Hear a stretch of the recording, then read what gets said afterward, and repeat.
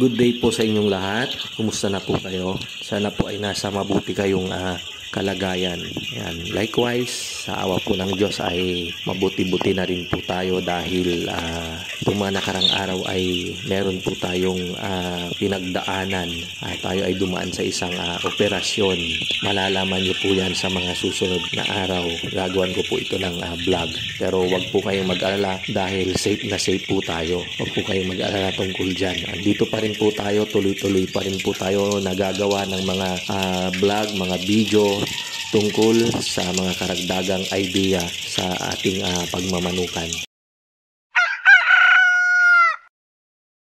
Ngayong araw, ang sasagutin po natin ay tungkol sa katanungan ng isa sa mga subscriber natin na tinatanong niya na sakali daw ba na magla-lighting program na tayo. Ibig sabihin ay magpapailaw na po tayo sa ating mga alagang manok. Ay kinakailangan din daw ba na magdagdag na tayo ng kinakain nilang feeds. Yan. So magandang katanungan po yan. Totoo po na kapag tayo ay magpapailaw na ng ating manukan ay siguradong magdadagdag na po tayo ng kanilang feeds dahil magkakaroon na po na extension yung liwanag. So sa unang linggo sa 23 weeks, magkakaroon tayo ng 30 minutes na dagdag liwanag. So, kung dati-rati halimbawa dumidilim ng 6 p.m., sisindin na natin yung ilaw ng 6 p.m., papatay natin ng 6:30. So, ibig sabihin yung 30 minutes na karagdagang liwanag ay kailangang may pagkain yung manok sa kanilang feeder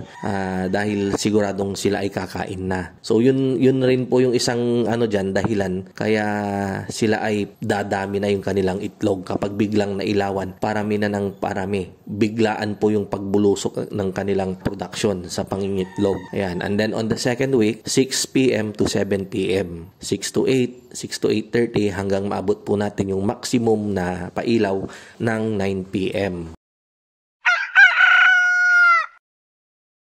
Kung mapapansin nyo po kasi, yung RTL kapag dineliver ko sa inyo, hindi po nila maubos yung 110 grams kaagad. Minsan po nasa 70, 60 grams. And then, weekly, tumataas po yung kanilang feed intake. So, hanggang sa magpapailaw tayo, na-extend yung liwanag, kaya madadagdagan na po yung kanilang kinakain. Kaya yung kanilang 110 grams ay mauubos po nilang sigurado yan, lalo na kapag sila ay malakas ng mangitlog. Dahil syempre, ang manok na nangingitlog, binaburn niya yung energy, kailangan mapalitan yung kanyang dahil siya ay nai-stress. So, yung mga nutrients kailangang madagdagan sa pamamagitan ng mga feeds nating ipinapakain.